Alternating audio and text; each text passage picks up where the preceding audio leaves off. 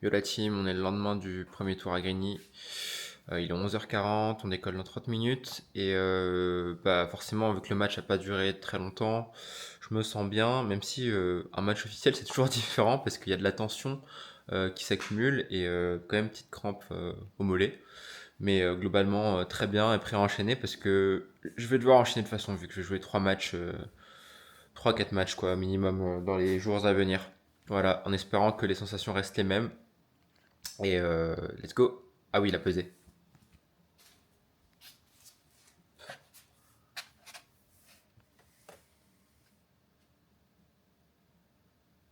85,8.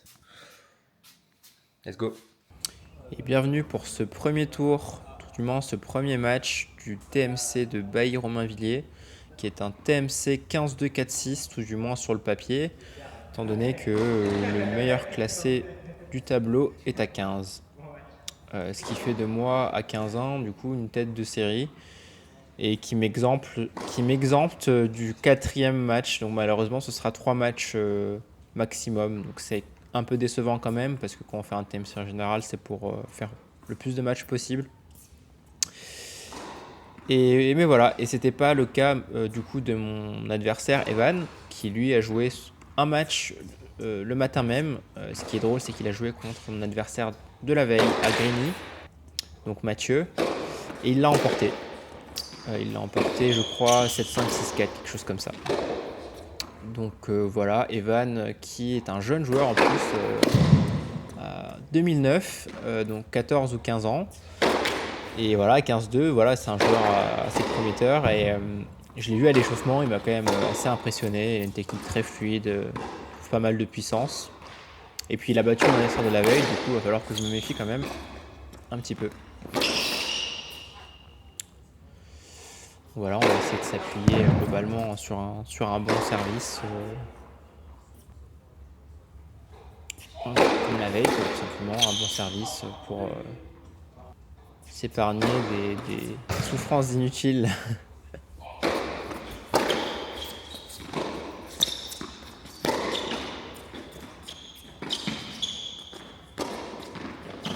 Et d'entrée, Evan qui s'offre une balle de break sur le premier jeu. Et voilà, cette balle elle va vite, mais il me la juge bonne. Et malheureusement, cette deuxième balle, il me la juge bonne également. Et pour le coup, celle-ci est vraiment derrière. Donc malheureusement pour lui, ça fait jeu pour moi. C'est pas forcément mérité. Et croyez-moi, si je peux éviter ce genre de choses, je le fais. Mais là, sur le coup, j'avoue que à chaque fois, je pose un petit peu. Là, je l'ai pas montré, mais je pose un petit peu. Et je le regarde en mode, t'es sûr? Et bon, il avait l'air sûr de lui. Donc voilà pour ce premier jeu. Et voilà, c'est jamais très agréable, même à regarder, c'est jamais très agréable. Après, c'est vrai que même de mon côté aussi, j'ai tendance à jouer pas mal de balles fautes. Et finalement, c'est jamais bien, ça rend service à personne de jouer des balles fautes. Parce que après, le mec, mine de rien, le mec il se règle sur la balle. Et finalement, si un coup tu lui dis faute, un coup tu lui dis qu'elle est bonne, il n'est pas forcément à l'aise non plus, quoi. Donc, faut savoir annoncer faute, même si elle sort de 2 cm, être clair dans son jugement.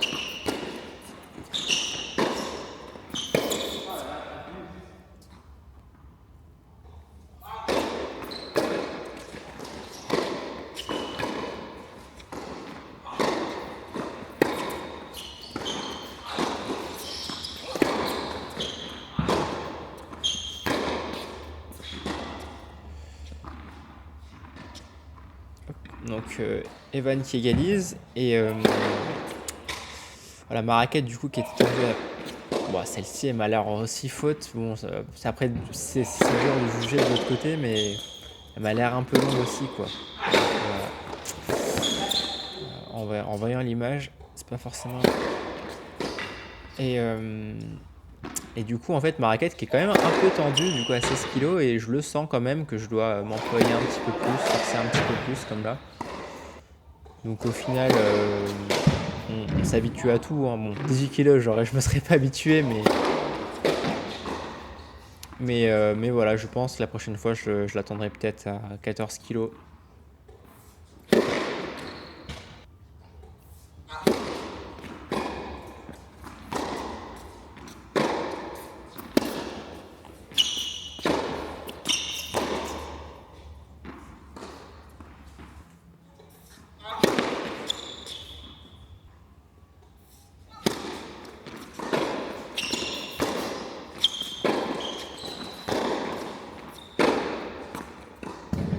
coup droit il est pas évident à lire parce que c'est un coup droit qui est censé m'échapper à la base. Bon, heureusement, j'équilibre un petit peu sur les services de ce genre-là quand elle est ligne externe un peu limite. J'aime bien les accorder, donc voilà, ça s'équilibre un petit peu. Encore désolé hein, pour le début, même si je suis pas pour grand-chose. Et du coup, je disais, c'est un coup droit qui est censé m'échapper et finalement, je le rattrape avec le poignet, quoi. Et un petit peu à la Rafa, hein, toute proportion gardée, hein, mais des coups qui sont étonnants parce que pas très académiques. Et finalement, c'est un peu, là je parle d'un coup droit, mais c'est un peu pareil en revers. Quand on voit mon revers, j'ai tendance un petit peu à me relever, pas rester assez compact. Ce qui donne l'impression à chaque fois qu'elle va sortir. Et finalement, je fais un petit truc pour la faire retomber juste avant, quoi. Et ça fait que voilà, mes balles sont assez difficiles à lire, même si elles manquent du coup, vu qu'il n'y a pas cette compacité au niveau du gainage. Ça manque clairement de puissance, quoi. Donc voilà, je parviens à faire le break à 3-1. Et quand je dis que ça manque de puissance, c'est relativement par rapport à ma capacité physique, à ma caisse. Je fais quand même presque 90 kg, donc c'est assez normal que ça aille vite. Mais j'ai tendance à gifler quand même la balle un petit peu trop, pas assez transférée. Voilà, vous voyez encore une fois cette balle là dans le couloir, je pense qu'elle est à côté, mais j'aime bien jouer ces balles là, donc je les joue. Mais c'est pas pour autant que c'est normal et que mon adversaire il va me jouer des balles fautes, quoi.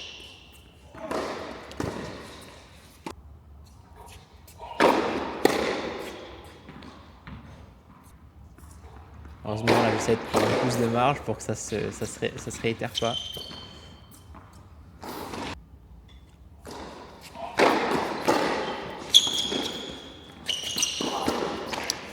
Voilà, 4-1 là, ça allait assez vite. Il y a peut-être un peu moins de 10 minutes qui se sont jouées.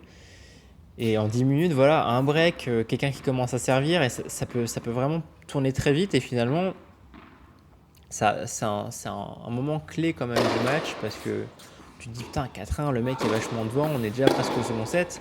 Alors qu'au final, il n'y a qu'un break. Et c'est dans ces moments-là qu'il faut absolument pas se démobiliser et se dire que la manche est perdue, quoi. Vraiment, vraiment pas.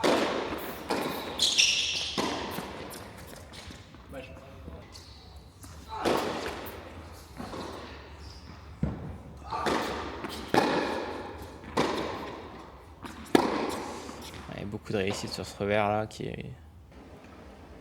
où j'entreprends bien, mais c'est des coups, même moi je sais pas vraiment quand ça passe, et là je sors un passing très très cruel et ça doit lui faire très très mal.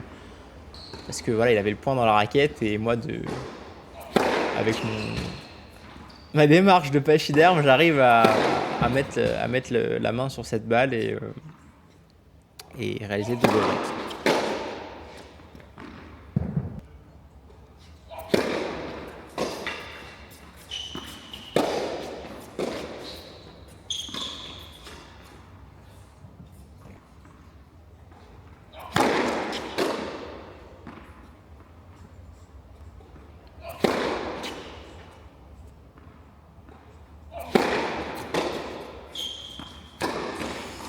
Et sur une LED, voilà, vraiment un premier set qui doit pas être simple à vivre pour Evan, vraiment pas simple.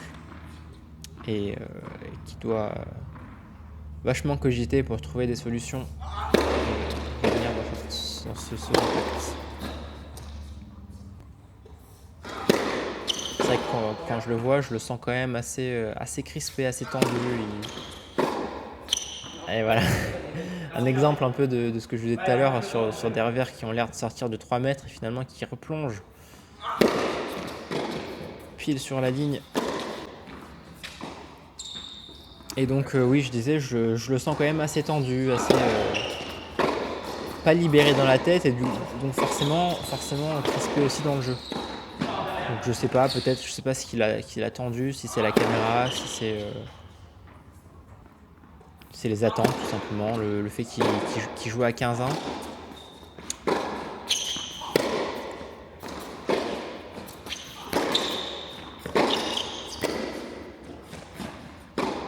Et du coup, je réalise le premier break dans ce second acte.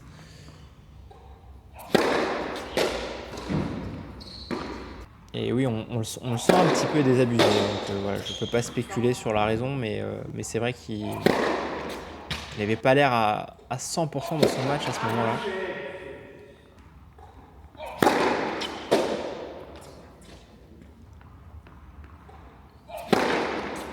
Avec les services qui s'enchaînent. Et ouais, en termes de temps, ce jeu il dure 1 minute 30 maximum. Quoi, donc c'est vraiment pas simple pour se mettre dans le rythme du match, quoi. Son père m'expliquait après la partie qu'en fait il a très peu joué contre des 15 ans. Et ce qui m'a vachement étonné quand j'ai vu son niveau technique. Je me suis dit putain, le mec il doit souvent s'entraîner seconde série, etc. Jouer à ces niveaux-là, pas forcément gagner, mais jouer à ces niveaux-là. Et non, il m'a expliqué que j'étais l'un des premiers 15 qui jouait, donc enfin pas l'un des premiers, mais qu'il avait très peu d'habitude. Et donc forcément qu'il s'est peut-être mis une pression un peu trop importante.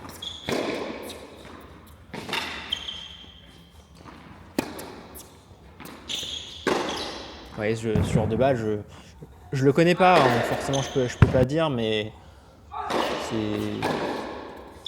c'est des coups qui dénotent une forme de nervosité. Et du coup, je m'envole avec ce double break accroché. Et je vais essayer de ne pas reproduire le scénario de la veille, c'est-à-dire me retrouver avec des balles pour double débreaker. Ce qui est jamais simple, hein, parce que quand on est devant comme ça, on a toujours un relâchement. On se dit que, surtout quand ça va vite comme ça, on a surtout bien servi, fait 2-3 coups intéressants et finalement on peut vite dégoupiller, quoi.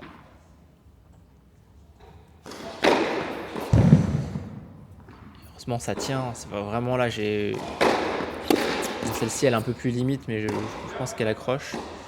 Même si encore une fois je fais une pause pour lui demander parce que j'ai un petit doute, hein.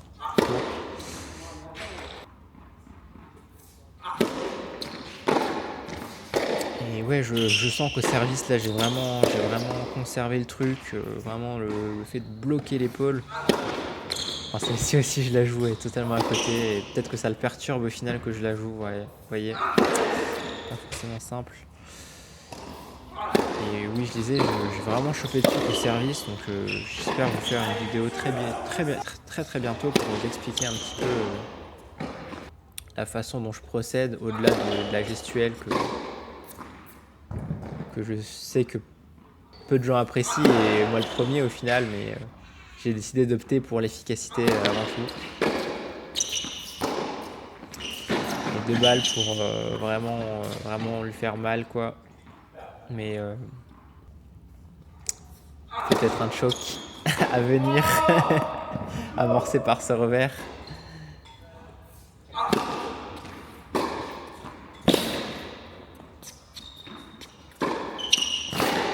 Superbe contre de la part d'Evan.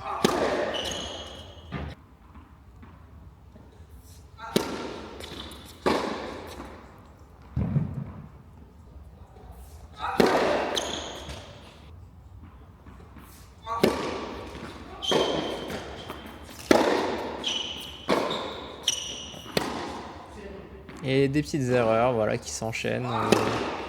Je pense que le score n'y est pas pour rien.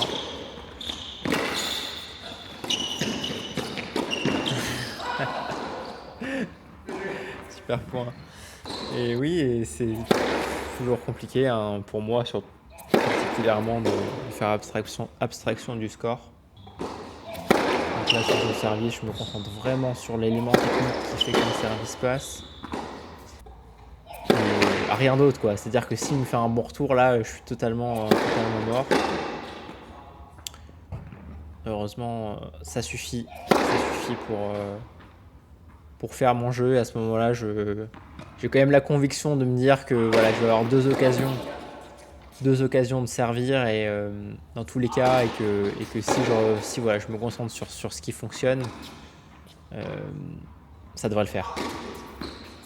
Mais c'est vraiment pas évident parce que des fois, enfin, vous m'avez vu par le passé, hein, je suis vraiment dans des configurations où je suis plus capable de mettre un pied devant l'autre, hein. Donc si le mec en face il y croit, il se rend compte que j'ai perdu mes moyens, en fait vraiment il peut y avoir 5-0, ça changera rien quoi, à l'issue du match. Allez, on essaye de la faire celle-là. Petit bois. Deuxième balle de match sur le service d'Evan.